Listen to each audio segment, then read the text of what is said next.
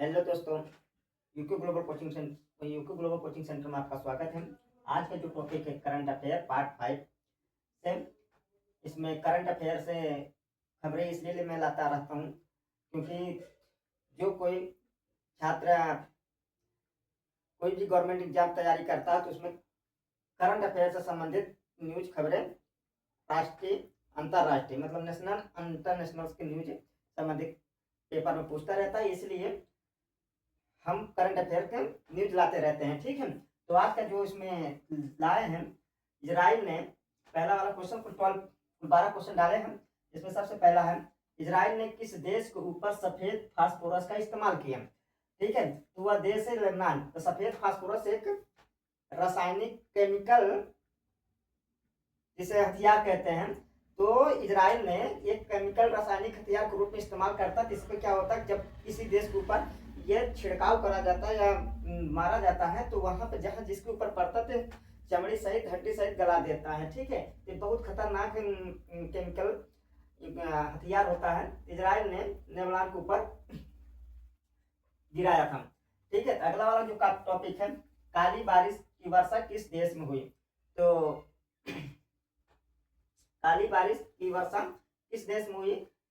Iran में हुई। अब काली बारिश को अब ईरान में देखिए वहां बारिश नहीं हुई थी। क्या था कि इजराइल अमेरिका ने उसके जो तेल कंपनियां जो जहां तेल थे जमा थे वहां पे उसने आग लगा दी। आग लगाने की वजह से जो बड़े बड़े कुएं थे वहां से जो आग धुएं के रूप में काला धुआं के रूप में निकला, तो जिसके कारण वहां पे एकदम पूरा काला अंधेरा छा गया था। ठीक है, तो वहां पे कुछ जो तेल के ऊपर बौछारे गए थे तो वहां से कुछ बूंद बूंद करके चू रहे थे। तो ठीक है, इसी के लिए काली बारिश या अम्लीय वर्षा भी कहा गया।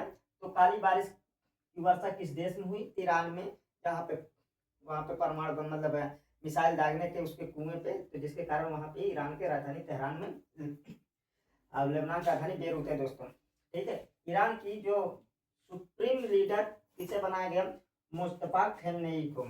ठीक है, ईरान के जो नए सुप्रीम लीडर बने वह है मुस्तफा खमेनेई। अब चलते हैं, नेपाल में किस पार्टी की सरकार बनेगी?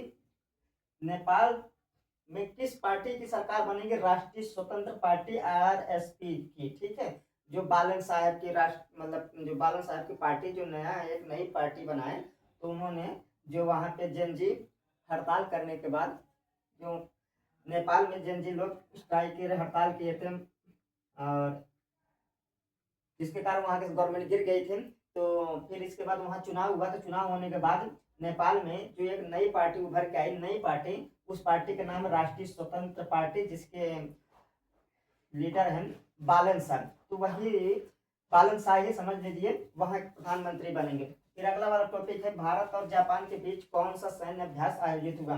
भारत और जापान के बीच में धर्मा गार्जियन सैन्य अभ्यास आयोजित किया गया। ठीक है दोस्तों, भारत और जापान के बीच कौन सा सैन्य अभ्यास आयोजित हुआ? धर्मा गार्जियन।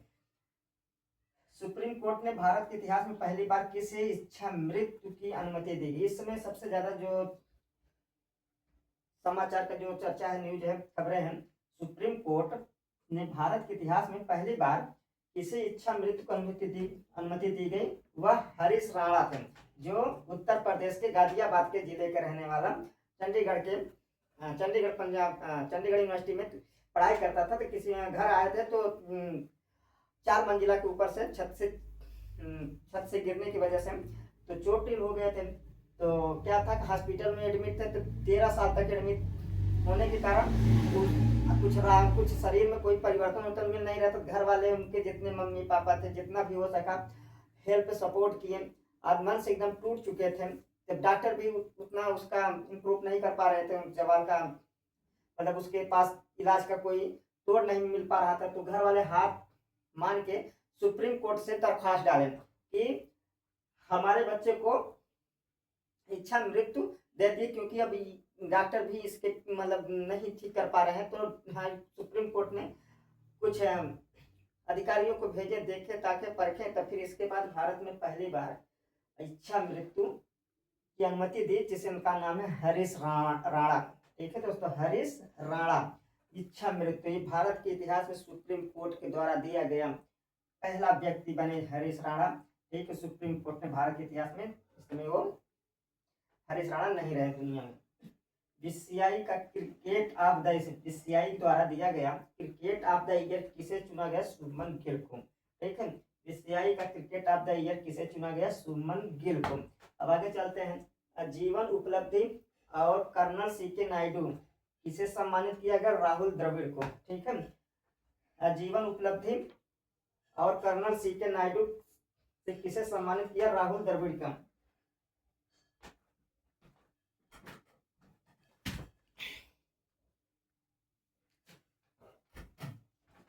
जीवन उपलब्धि और कर्नल सीके नायडू से किसे सम्मानित किया गया? राहुल द्रविड़ को। ये मोस्ट इंपोर्टेंट, ये दोनों क्वेश्चन बहुत मोस्ट इंपोर्टेंट है, जो हमेशा खेल से संबंधित जो करंट अफेयर बनता रहता है, तो उसमें मैक्सिमम पेपर अगर कई दिन तक चलता है तो उसमें पक्का है, आना ही आना है। ठीक है, ये सारे जितने क्वेश्चन हैं नियर अबाउट सबके सब इंपॉर्टेंट है। तो जानकारी और चीजें जो होते हैं जानकारी के लिए डाल दिया जाता है। तो भारत का पहला एम्फीबियस, सबसे मोस्ट इंपोर्टेंट क्वेश्चनों में से क्वेश्चन है, भारत का पहला एम्फीबियस ड्रोन कौन सा बनाया गया? तो भारत का जो पहला एम्फीबियस ड्रोन वह है अवतार ड्रोन, जो बेंगलुरु के स्टार्टअप कंपनी है, जो बेंगलुरु का स्टार्टअप कंपनी है, एक्वा एयर एक्स नाम है, एक्वा एयर एक्स।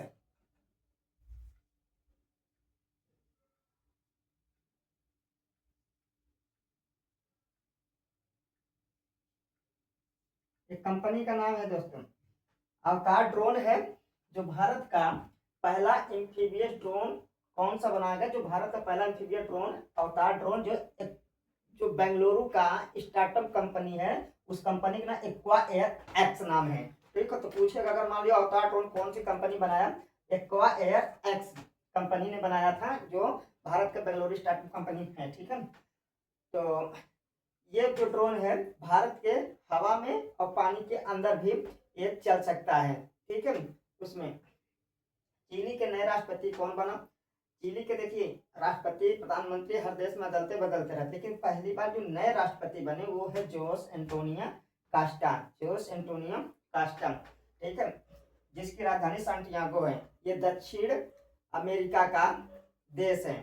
ठीक है, दक्षिणी अमेरिका का, साउथ अमेरिका का कॉन्टिनेंट महाद्वीप, दक्षिणी अमेरिका महाद्वीप का एक देश है चिली, जिसकी राजधानी सैंटियागो है, जो विश्व की सबसे लंबी पर्वत श्रेणी जिसे एंडीज पर्वत श्रेणी इसी चिली के पास ही पूरे चिली के समांतर जाती है। चिली के नए राष्ट्रपति कौन बना? Jose Antonio cast. ठीक है दोस्तों, भारत के चुनाव आयोग ने कितने राज्यों में चुनाव कराने की घोषणा किया? भारत के जो चुनाव आयोग ने कितने राज्यों में चुनाव कराने की घोषणा की? 5 राज्यों में। तो ये 5 राज्यों में तो होगा ही, लेकिन ये नहीं पूछेगा, जो चुनाव होने के बाद ये पूछेगा कि किस राज्य में हुआ। तो 5 राज्यों का नाम जाने, असम है, पश्चिम बंगाल है, तमिलनाडु है, केरल है, और एक केंद्र शासित राज्य पुडुचेरी है। ठीक है, फिर से सुन लीजिए, असम है, पश्चिम बंगाल है, तमिलनाडु, केरल और एक केंद्र शासित राज्य पुडुचेरी है। ठीक है, ये भारत के 5 राज्यों में चुनाव जो आगामी अप्रैल से स्टार्ट होने वाला, हम आगामी जो महीने आने वाला मंथ उसमें शुरू होने वाला। हाल ही में किस मशहूर एक्ट्रेस का 72 साल की उम्र में निधन हो गया? ये जान लीजिए। आज तारीख कौन सी है? आज 15 है, आज ही के दिन 15 तारीख को ही, मतलब ये जान लीजिए,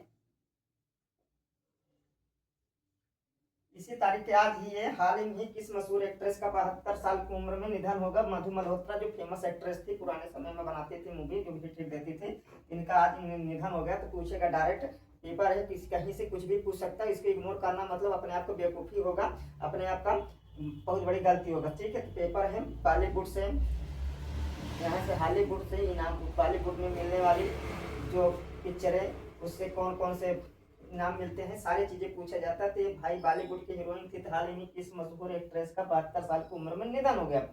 ठीक है दोस्तों, वीडियो अच्छा लगा क्या करें तो लाइक, सब्सक्राइब और कमेंट जरूर दिया क्या करें, ताकि मुझसे इससे एक कॉन्फिडेंस बढ़ता है और मुझ में आत्मविश्वास जागती है, ताकि मैं अच्छे से अच्छे कोई चीज वीडियो को बना सकूं।